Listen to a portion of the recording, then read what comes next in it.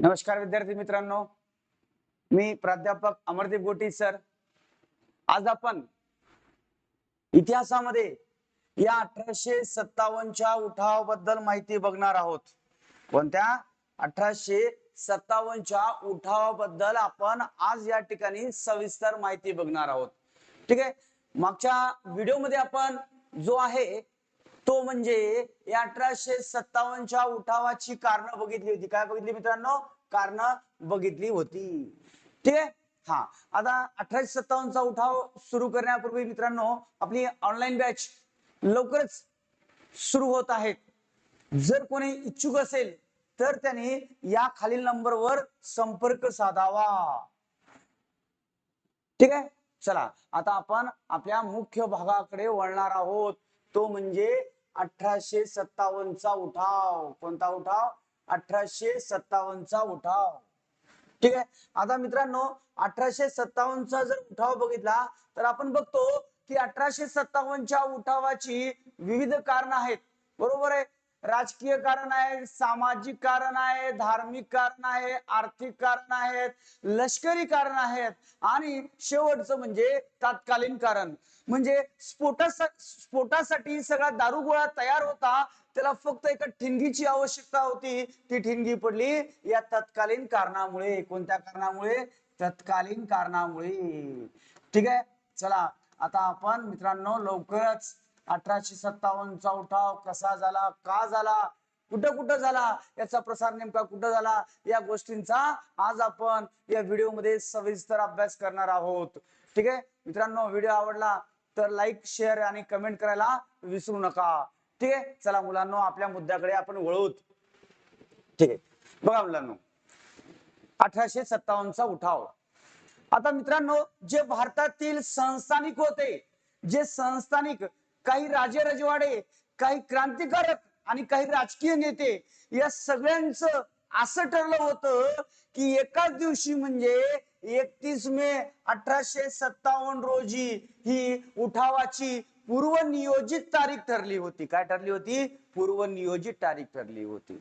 बघा काय म्हटलं आपण की 1857च्या उठावाची जी पूर्वनियोजित तारीख ठरली होती ती म्हणजे 31 मे 1857. मग काही क्रांतिकारक होते, काही राजकीय नेते होते, काही संस्थानिक होते, या सगळ्यांचं मिळून असं ठरलं होतं की भारतात एकाच दिवशी सगळीकडे प्रत्यक्ष उठावाला सुरुवात करायची. आणि केव्हा करायची? तर 31 मे 1857. म्हणून 31 मे 1857 ला आपण उठावाची पूर्वनियोजित तारीख म्हणतो. काय म्हणतो? पूर्वनियोजित तारीख म्हणतो. आणि असंही ठरलं होतं की 1857च्या उठावाचं जे प्रतीक होतं ते म्हणजे लाल कमळाचे फूल व चपाती. काय होतं? लाल कमळाचे फूल व चपाती. म्हणजे चपातीमध्ये ज्या ठिकाणी कमळाचं फूल ठेवून जाईल त्या ठिकाणी प्रत्यक्ष उठावाला सुरुवात करायची. असं हे 1857च्या उठावाचं काय होतं मित्रांनो? प्रतीक होतं. काय होतं? प्रतीक. इतिहासकारांच्या मते काही ठिकाणी बिगुल वाजवून या 1857च्या उठावाची माहिती देण्यात आली. काय वाजवून? बिगुल वाजवून. काही इतिहासकारांच्या मते की काही ठिकाणी या बिगुल वाजून 1857च्या उठावाची माहिती देण्यात आली. या 1857च्या उठावाचं जो मुख्य नारा होता, प्रसिद्ध नारा होता, 1857च्या उठावाचा जो प्रसिद्ध नारा होता तो नारा म्हणजे चलो दिल्ली. काय होता? चलो दिल्ली. आणि हाच दिल्ली जो होता या 1857च्या उठावाचं प्रमुख केंद्र होतं. दिल्ली म्हणजे 1857च्या उठावाचं काय होतं? प्रमुख केंद्र होतं. बघा मित्रांनो, मी 4 गोष्टी तुम्हाला सांगितल्या. पहिली गोष्ट की 1857च्या उठावाची पूर्वनियोजित तारीख 31 मे 1857. 1857च्या उठावाचं प्रतीक लाल कमळाचं फूल आणि चपाती. आणि इतिहासकारांच्या मते काही ठिकाणी बिगुल वाजवून या 1857च्या उठावाची माहिती देण्यात आली. या 1857च्या उठावाचा जो प्रसिद्ध नारा होता चलो दिल्ली. कोणता? चलो दिल्ली. आणि दिल्ली हे जे शहर होतं या 1857च्या उठावाचं प्रमुख केंद्र होतं. काय होतं मित्रांनो? प्रमुख केंद्र होतं. ठीक आहे. मग असं सगळीकडे ठरलं असताना अशा सगळ्या गोष्टी ठरल्या असताना काय झालं बघा की 29 मार्च 1857 रोजी बघा की पूर्वनियोजित तारीख ठरली. केव्हा उठाव करायचा, कसं करायचं, या सगळ्या पूर्वनियोजित गोष्टी घडल्या होत्या.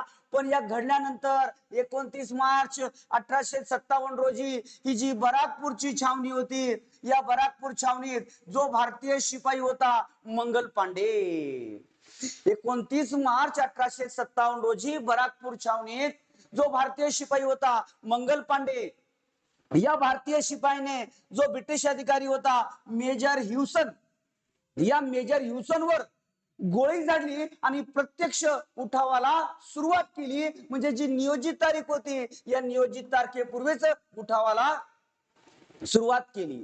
म्हणजे या 29 मार्च 1857 रोजी बराकपूर छावणीमध्ये भारतीय शिपायांना ही चरबीयुक्त काडतुसे वापरण्यास या ठिकाणी दिली जात असताना, ठीक आहे, ही भारतीय शिपायांनी ही चरबीयुक्त काडतुसे वापरण्यास नकार दिला आणि याच्यामधूनच या भारतीय शिपाई जो होता मंगल पांडे याने मेजर ह्युसन या ब्रिटिश अधिकाऱ्यावर गोळी झाडली आणि नियोजित तारखेपूर्वीच प्रत्यक्ष उठावाला सुरुवात केली.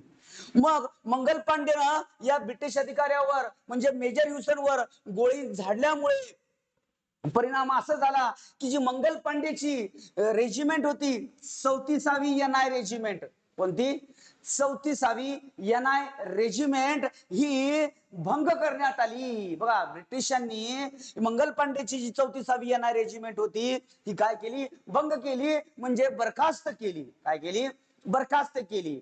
आणि ज्या ज्या भारतीय शिपायांनी ही चरबीयुक्त कारतुसे वापरण्यास नकार दिला होता, ज्या ज्या भारतीय शिपायांनी चरबीयुक्त काडतुसे वापरण्यास नकार दिला होता, अशा सैनिकावर या लष्करी हुकुमाचा म्हणजे शिस्तभंगाचा, लष्करी हुकुमाचा भंग केल्याच्या कारणास्तव लक्षात घ्या त्यांच्यावर आरोप ठेवून त्यांना शिक्षा देण्यात आली. काय देण्यात आली, शिक्षा देण्यात आली.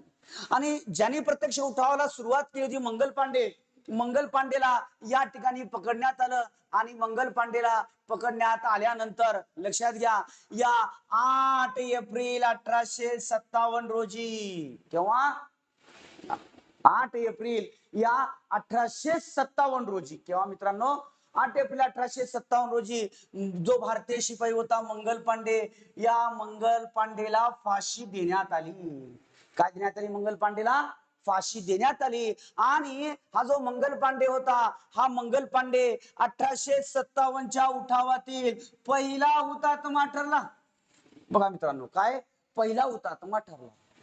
बघा मेजर ह्युसन वर गोळी झाडल्यामुळे मंगल पांडेला पकडण्यात आलं आणि पकडण्यात आल्यानंतर 8 एप्रिल 1857 रोजी मंगल पांडेची फाशी देण्यात आली आणि मंगल पांडे हा 1857च्या उठावातील पहिला हुतात्मा ठरला. म्हणजे 1857च्या उठावाचा पहिला बळी कोणाचा गेला, तर मंगल पांडेचा. मित्रांनो याच्यावर प्रश्न विचारलेला आहे. 1857च्या उठावातील पहिला हुतात्मा कोण, तर मंगल पांडे. इथं उठावाला सुरुवात झाली आणि इथूनच उठावाचे जे लोण पसरले ते उत्तर भारतात. कुठं भारतात, उत्तर भारतात. बघा जे इथूनच उठावाचे लोण पसरले ते कुठं, उत्तर भारतात. आता मित्रांनो आता आपण उत्तर भारतातील उठावाला या ठिकाणी सुरुवात करणार आहोत. लक्षात घ्या कशाला, उत्तर भारतातील उठाव. कुठले उठाव मित्रांनो, या उत्तर भारतातील उठाव. मग या उठावाचे जे लोण पसरले ते पहिल्यांदा उत्तर भारतात. मग उत्तर भारतातील कोणत्या ठिकाणी, तर उत्तर भारतातील लक्षात घ्या पहिलं शहर आहे मिरत. कोणता आहे मित्रांनो, मिरत. ठीक आहे. हा मग या मिरत या ठिकाणी जी प्रत्यक्ष उठावाला सुरुवात झाली ती म्हणजे 10 मे 1857 रोजी. केव्हा, 10 मे 1857 रोजी मिरत या ठिकाणी प्रत्यक्ष उठावाला सुरुवात झाली. बघा मित्रांनो मिरत या ठिकाणी प्रत्यक्ष उठावाला सुरुवात केव्हा झाली, तर 10 मेला. मग कशी झाली, का झाली, तर लक्षात घ्या मित्रांनो, लक्षात या 1857च्या मे महिन्याची 9 तारीख होती. काय म्हटलं मी, बघा 1857च्या मे महिन्याची 9 तारीख होती. प्रचंड उष्म्याचे दिवस होते 1857च्या मे महिन्याची तारीख होती, प्रचंड उष्माचे दिवस होते. या 9 मे 1857 रोजी या मिरज छावणीतील तिसऱ्या घोडदळाच्या रेजिमेंट मधील तिसऱ्या घोडदळाच्या रेजिमेंट मधील 85 भारतीय शिपायांनी, बघा मित्रांनो पुन्हा एकदा ऐका, मला काय म्हणायचं आहे की 9 मे 1857 रोजी या मिरज छावणीतील जी भारतीय शिपायांची रेजिमेंट होती, तुकडी होती, ती म्हणजे तिसऱ्या घोडदळाच्या रेजिमेंट मधील या 85 भारतीय शिपायांनी, किती 85 भारतीय शिपायांनी ही चरबीयुक्त कारतुसे वापरण्यास नकार दिला. किती या ठिकाणी जे काही भारतीय शिपाई होते त्या भारतीय शिपायापैकी तिसऱ्या घोडदळाच्या रेजिमेंट मधील जे 85 भारतीय शिपाई होते, या 85 भारतीय शिपायांनी जे आहे चरबीयुक्त कारतुसे वापरण्यास नकार दिली. मग चरबीयुक्त कारतुसे वापरण्यास नकार दिल्यामुळे लष्करी हुकुमाचा भंग केल्याच्या कारणास्तव या 85 भारतीय शिपायांना प्रत्येकाला 10 वर्षाची सक्त मजुरीची शिक्षा ही सुनावण्यात आली, म्हणजे देण्यात आली प्रत्येक भारतीय शिपायाला. किती वर्षाची? 10. तर मित्रांनो इथे एक पॉइंट मुद्दा नोट करा की ब्रिटिश काळात काय होतं की ज्यालाही 10 वर्षाची सक्त मजुरीची शिक्षा झाली असेल, ज्यालाही 10 वर्षाची सक्त मजुरीची शिक्षा झाली असेल, अशा भारतीय शिपायांच्या हातात आणि पायात बेड्या ठोकल्या जात होतं. काय होत होतं? हातात आणि पायात बेड्या ठोकल्या जात होत्या. या सगळ्या गोष्टी केव्हा घडल्या? तर 9 मे 1857 रोजी. केव्हा घडल्या? 9 मे 1857 रोजी या सगळ्या गोष्टी या ठिकाणी घडल्या. बरोबर आहे. मग आपण म्हणलं की 10 वर्षाची सक्त मजुरीची शिक्षा झाली, बरोबर आहे. मग पूर्वी ज्याही आरोपीला 10 वर्षाची सक्त मजुरीची शिक्षा झाली असेल, अशा आरोपीच्या हातात आणि पायात बेड्या ठोकल्या जात होत्या.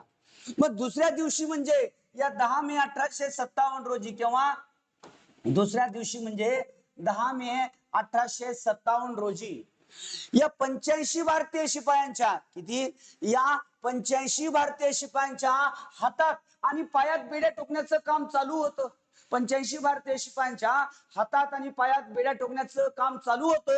तेव्हा या 85 भारतीय शिपायांनी या ब्रिटिश अधिकाऱ्यांकडे दयेची याचना केली, मात्र ब्रिटिशांनी दया न दाखवता आपल्या बेड्या टोकण्याचं काम चालू ठेवलं. शेवटी नाईलाजाने या भारतीय शिपायांनी समोर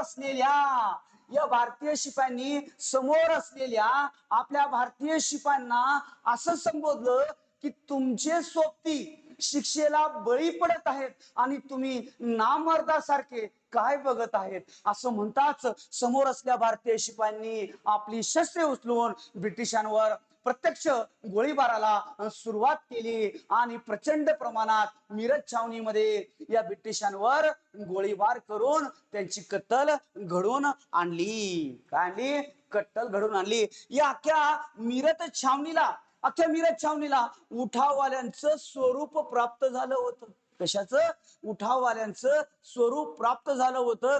या मिरज छावणीमध्ये खुद गुंडांनी लुटालूट सुरू केली. खुद गुंडांनी जी काही गुंड होती यांनी मिरज छावणीमध्ये लुटालूट जी आहेत ही सुरू केली. लक्षात घ्या, हे सगळं चालू असताना आता जे मिरज छावणीमध्ये ज्याही भारतीय शिपायांनी प्रत्यक्ष उठावाला सुरुवात केली होती, आता त्यांना प्रश्न पडला, आता उठाव तर केला, पण आता पुढे करायचं काय? आता पुढे करायचं काय? कारण भारताची पूर्वपारची जी वैभवशाली राजधानी होती ही दिल्ली, ही त्यांना अजूनही आकृष्ट करत होती. कारण नामधारी का असेना त्या ठिकाणी अजून मुघल बादशाह जिवंत होता. काय होता? मुघल बादशाह जिवंत होता. ते शेवटी या मिरज या ठिकाणी भारतीय शिपायांनी बंड करून म्हणजेच उठाव करून दिल्लीकडे जाण्याचा निर्णय घेतला. लक्षात घ्या, मग मिरज ते दिल्ली, मित्रांनो, मिरज ते दिल्ली हे जे अंतर आहे अवघ्या 30 मैलावर आहे. किती मैलावर आहे मित्रांनो? अवघ्या 30 मैलावर अंतर आहे. बघा किती मैलावर? अवघ्या 30 मैलावर हे अंतर आहे. ठीक आहे. मग लक्षात घ्या की या 10 मेला मिरजला उठाव झाल्यानंतर लक्षात घ्या मिरज ते दिल्ली हे अंतर 30 मैल अंतर पार पार करून हे भारतीय शिपाई जे आहेत, लक्षात घ्या, दुसऱ्या दिवशी सकाळीच 11 मे 1857 रोजी या दिल्लीकडे आले. म्हणजे 10 मेला निघाले आणि 11 मेला सकाळीच या ठिकाणी दिल्लीला पोहोचले. दिल्लीला आल्यानंतर मग आता उत्तर भारतातील दुसरं शहर दिल्ली या ठिकाणी मित्रांनो उठाव कसा झाला बघा मित्रांनो. ठीक आहे, हा उत्तर भारतातील उठाव इथं बघा मित्रांनो, आता मीरत. ठीक आहे, हा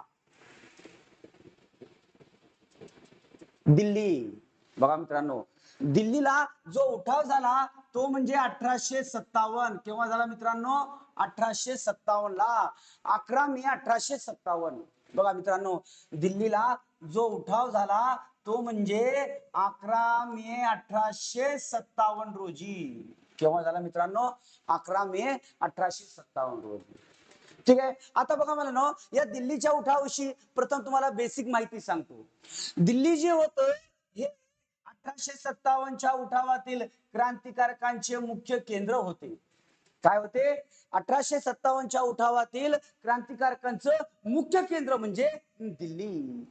या दिल्लीतील उठावाचं नेतृत्व जो मुघल बादशाह होता, बहादूर शाह जफर दुसरा. कोणता? बहादूर शाह जफर दुसरा. हा शेवटचा मुघल बादशाह मानला जातो मित्रांनो, शेवटचा मुघल बादशाह बहादूर शाह जफर दुसरा. आणि त्याचा जो सेनापती होता बख्त खान, त्याचा जो सेनापती होता बख्त खान यांनी मिळून दिल्ली येथील उठावाचं नेतृत्व केलं. बघा, दिल्लीतील महत्वाच्या 2 गोष्टी. दिल्ली म्हणजे 1857च्या उठावातील क्रांतिकारकांचं प्रमुख केंद्र, पहिलं. दुसरं, दिल्लीच्या उठावाचं नेतृत्व जे केलं बहादूर शाह जफर दुसरा व त्याचा सेनापती बख्त खान, हा शेवटचा मुघल बादशाह. कितवा? शेवटचा मुघल बादशाह मित्रांनो. आता बघा मित्रांनो, दिल्लीला उठावाला सुरुवात कशी झाली. ठीक आहे, हा आता जेव्हा या मीरतचे शिपाई, कुठले?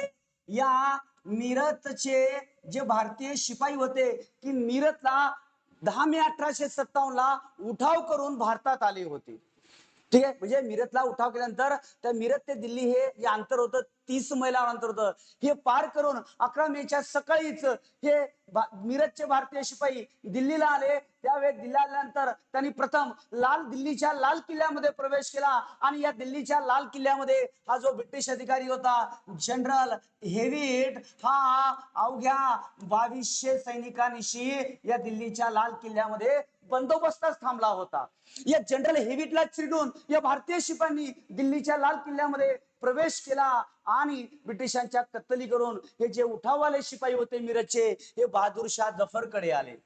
या बहादूर शाह जफरला दिल्लीच्या सिंहासनावर बसण्याची विनंती केली. मात्र बहादूर शाह जफर दिल्लीच्या सिंहासनावर बसायला तयार नव्हता. कारण बहादूर शाह जफरला माहित होतं, ठीक आहे, की बंड करणं हे सोपं आहे, मात्र ते यशस्वी करणं फार अवघड आहे. कारण हा जो बहादूर शाह जफर होता, याचं पूर्वपारचं जे वैभवशाली साम्राज्य, बलाढ्य सत्ता, या सगळ्या इतिहास जमा झाल्या होत्या आणि तो पूर्णपणे ब्रिटिशांच्या वर्चस्वाखाली आला होता. आणि अशा परिस्थितीमध्ये या उठाववाल्या शिपांना साथ देणं बहादूर शाह जफरला धोक्याचे वाटत होते. मग या दरम्यान 11 मे 1857 रोजी या भारतीय शिपायांनी पुन्हा दिल्लीमध्ये ब्रिटिशांच्या कत्तलीला सुरुवात केली. आणि अवघ्या काही तासामध्ये या भारतीय शिपायांनी या दिल्लीमध्ये आपले पारडे जड केले. शेवटी या भारतीय शिपायांच्या आग्रहास्तव हा बहादूर शाह जफर दिल्लीच्या सिंहासनावर बसला. कालपर्यंत ब्रिटिशांचा गुलाम असलेला हा बहादूर शाह जफर आज भारताचा सम्राट बनला होता. काय बनला होता? सम्राट. मग दिल्लीच्या सिंहासनावर बसण्याचा समारंभ सुद्धा 11 मे 1857 रोजीच घडून आला. केव्हा?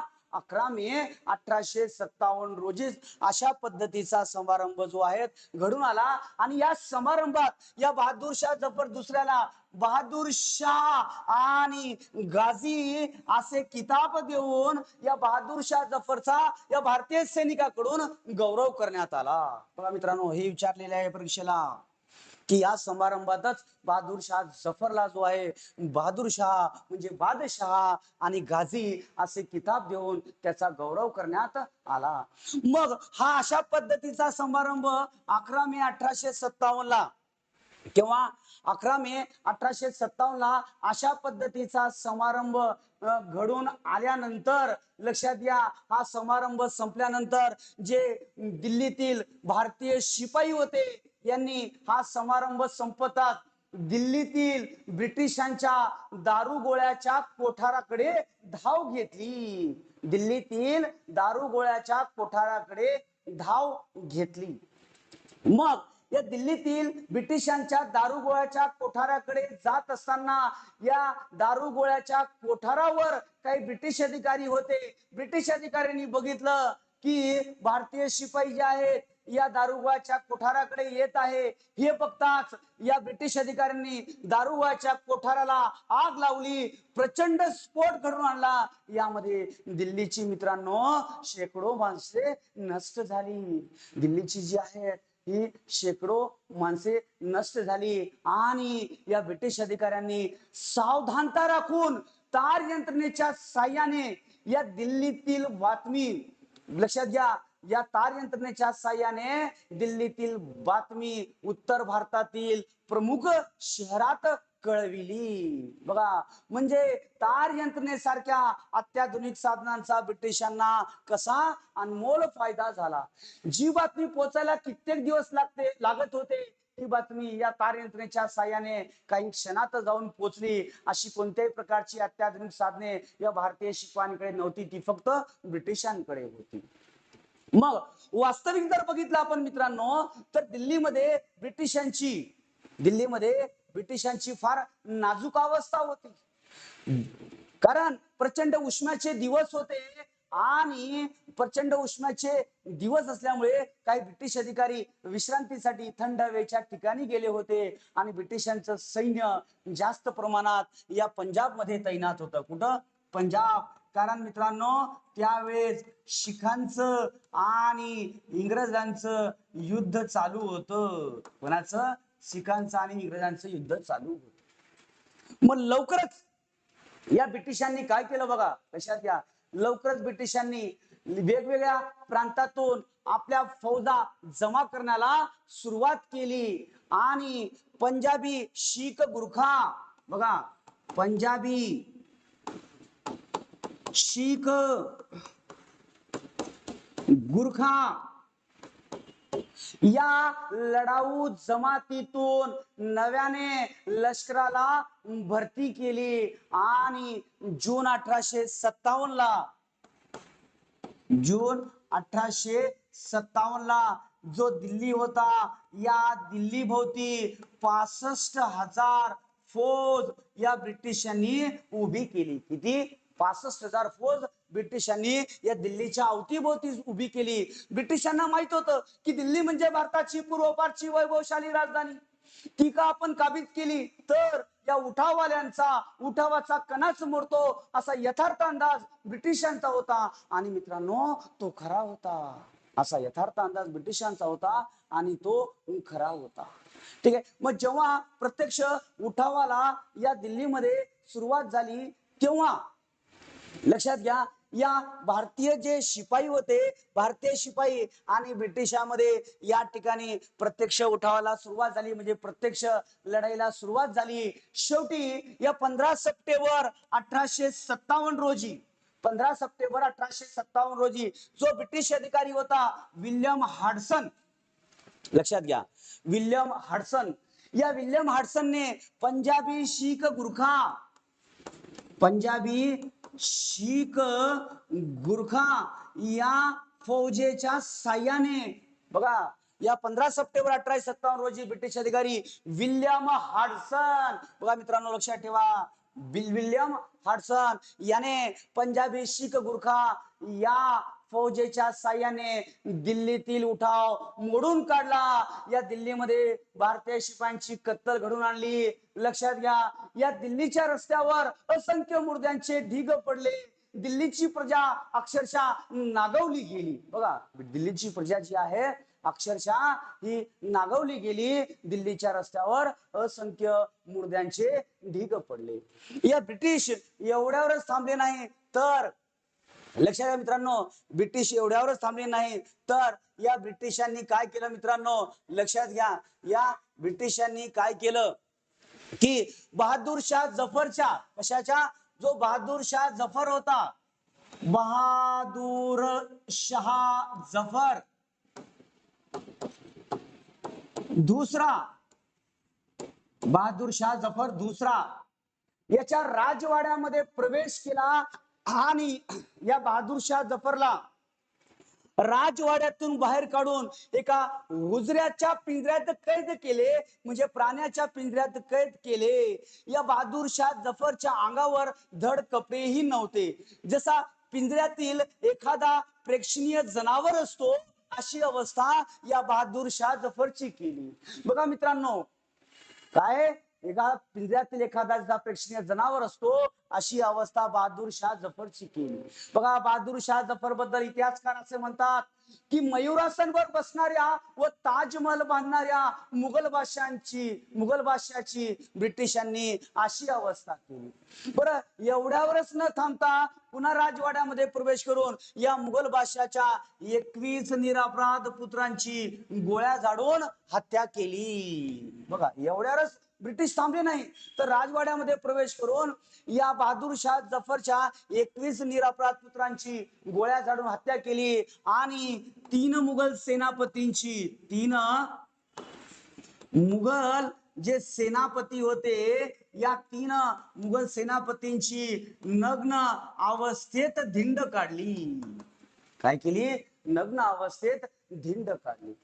शेवटी या बहादूर शाह जफरला या ब्रिटिशांनी दिल्लीमध्ये ठेवले नाही. बघा, बहादूर शाह जफरला दिल्लीमध्ये न ठेवता, बहादूर शाह जफर यास दिल्लीमध्ये न ठेवता ब्रह्मदेशातील जो रंगूनचा तुरुंग होता, ब्रह्मदेशातील जो रंगूनचा तुरुंग होता, या रंगूनच्या तुरुंगात या बहादूर शाह जफरला कैद केले आणि याच रंगूनच्या तुरुंगात या बहादूर शाह जफरचा 7 नोव्हेंबर 1862 रोजी बहादूर शाह जफरचा मृत्यू झाला. आणि मित्रांनो, दिल्ली पूर्णपणे जी आहेत ब्रिटिशांच्या ताब्यात गेली.